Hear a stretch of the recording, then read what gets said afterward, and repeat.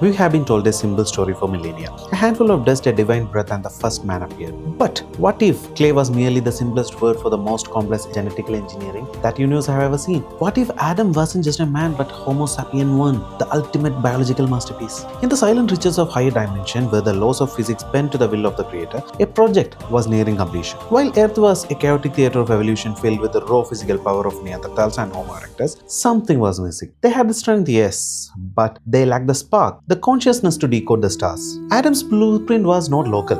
It was a perfect mix of cosmic anthology of genetical data gathered from far corners of the existence. This was the first version of us, but without our modern flaws. It was the purest, most potent iteration of a human genome. A system so advanced, it didn't just house life, it housed the potential for infinite knowledge. Before the engine was started, the machine sat in silence for 40 whole years. This genetical vessel remained in a state of celestial incubation. It wasn't a corpse, it was a system in standby. It hung in the heavens, absorbing cosmic energies, maturing in a silence that even the jinns watched with a bated breath. Among them stood Azazel, a being of pure energy and eons of wisdom. He looked at this clay and saw only matter. He couldn't see the fire hidden within the code. And then came the command.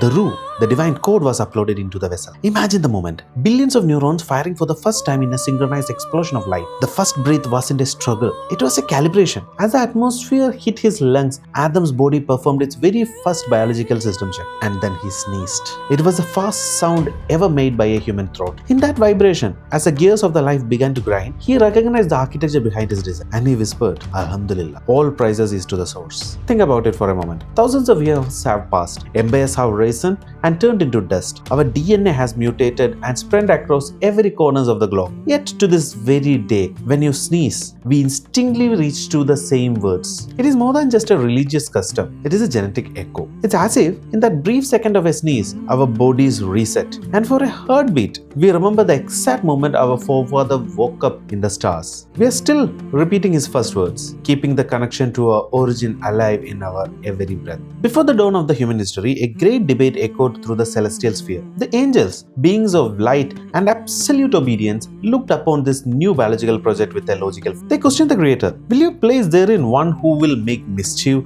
and shed blood, while we celebrate your prizes and glorify your holy name? To settle the question, the creator initiated the ultimate test. He placed before the angels and Adam the names of all the things, the primordial codes and the essence of every object in existence. He challenged the angels. Tell me the name of these if you are truthful. The angels, despite their ancient wisdom, were silent. They replied with the humility of a logged system. Glory be to you. We have no knowledge except what you have taught us. Then came the command. O Adam, inform them of their names. And in that moment, the quantum teacher awoke. Adam didn't just recite words, he decoded reality. He broke down the essence of stars, the maths of the atom, and the linguistics of 1,000 future civilizations. He was demonstrating a capacity that heavens have never seen. While the angels were the perfect guardians for status quo, Adam was a problem solver. He was designed to encounter the unknown, process it, and create something new. He wasn't just a servant, he was a Khalifa, a representative with the power to act, to earn, and to innovate. When the angels saw the depth of his processing power,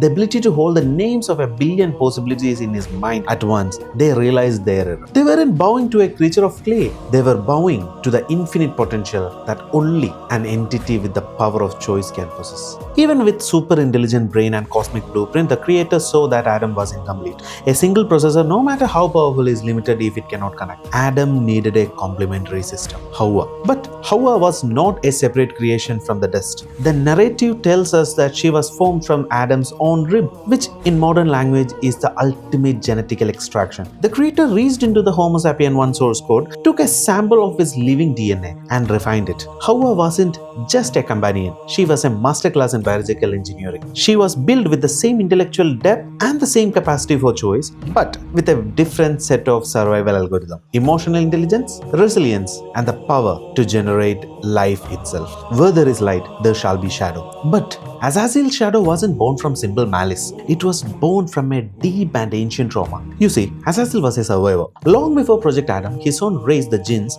had dominated the world. He had witnessed the rise and the catastrophic fall of his entire civilization. He watched as his family, his friends, and his whole world were wiped out of existence, leaving the planet a graveyard. The only one who survived were the few who, like him, were away on interstellar travels, the cosmic nomads of a dead era. He had climbed the celestial rank through sheer will, and eons of discipline, becoming the most honored being in the heavens. For millions of years, he was the pinnacle of achievement, and then he saw his replacement. When the Creator unveiled Adam, Azazel didn't just see a man of clay, he saw the final nail in the coffins of his own race. He saw a brand new species being handed the keys to a kingdom his people had lost. To him, the command to bow wasn't just about Adam. It was an insult to the millions of years of jinn history he carried on his shoulder. He argued from a place of pure energy, claiming superiority over physical matter. But deep down, it was the ego of a survivor who refused to be replaced.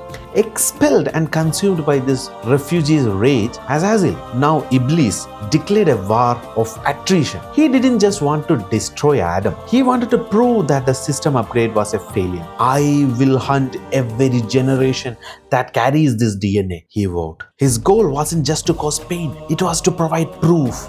Azazel had seen his own race fall into corruption and chaos until they were wiped from the face of earth. Now he looked at Adam and saw the same potential for darkness. He made a daring, defiant bet with Creator. He wanted to prove that his Homo sapien 1, with all its advanced DNA and free will, was just as flawed, just as corruptible, and just as destructive as the race that came before. His mission became a psychological hack. He vowed to hunt every generation that carries the Adamite DNA, whispering into our code, stimulating our lowest instincts. He isn't just trying to make us bad, he is trying to make us corrupt. He wanted to see us shed blood, lie, and succumb to the same ego that consumed his race. He knew that if he could infect our free will with the same ego that destroyed his civilization, the belief that I am better than you, he could turn this masterpiece into a tragedy. He set out to turn our diversity into a weapon, ensuring that instead of building a future, we would spend our history fighting over the same dirt we was too proud to bow to. Why? Because he is waiting for a specific day. He is waiting for the day when the chaos of humanity becomes so great that the Creator would have to look at the wreckage of our history and admit that creating this new race was a mistake. Every war we fight, every act of greed, and every moment we choose hate over logic is to Iblis a data point in his favor. He is trying to win the ultimate argument by turning the masterpiece into a disaster, hoping to prove that no matter the hardware, the software is always destined to crash. Mirror of today. This isn't just an ancient story of sci-fi metaphor. We are seeing the great corruption play out on our screen every single day. The psychological hack that Azazel initiated is now a full-blown global pandemic. Look around us. We see people of the same heritage, the same blood, and the same soil tearing each other apart over some trivial differences. We are a masterpiece species, reduced to fighting over religion, the clothes we wear, and even the food we eat. The leaders of our world has become the primary carriers of the virus. Instead of guiding us forward towards our potential as a super intelligence, they use fear to maintain power. They cry out that their vote banks are in danger from the minority, pitting neighbors against neighbors to ensure we never look up and see the real strings being pulled. They have turned our diversity, the very thing that was supposed to make us a perfect mix, into a weapon of mass division. But the corruption goes deeper than politics. We see in the darkest corners of the elite class those who have all the resources of the world but have completely lost their souls. When we read the news, we see the shadow of fallen race, from the horrors of Epstein's files to the systemic abuse of the most vulnerable among us. We see a class of people who act as if they are above the law, human or divine. They treat the lives of children as disposable and commit atrocities with a sense of entitlement that can only be described as Iblis-like. It is ultimate proof that Azazel's mission, he wanted to show that if you give a human enough power, they will become as corrupt and as monstrous as a race that was wiped out before them. They are living evidences for his argument that humanity was a mistake. Every time we see a headline about billionaires' depravity or a leader's hate speech or war over a border, we are seeing data point in Azazel's favor. But this is where the story changes, because unlike a simple program, we have the power to recode. Every time a person chooses justice over greed or empathy over a vote bank, they are performing a system restore. We are the only species that can look at its own corruption and decide to be better. The question isn't just who created us. The question is, will we prove our creator right, or will we let the shadow have the final? Thank you for joining me on this journey through Project Adam. If you believe in a world where we can finally work together, hit that like button and share this message. I'll see you in the next part where we dive into the mystery of a forbidden fruit. I am Namus, and peace be upon you. يا خالق الأكوان يا مصور الأزمان نور هداية يغمرني وإليك قلبي يسكن. أنت السلام والأمان، أنت السلام والأمان، أنت السلام والأمان، أنت السلام والأمان.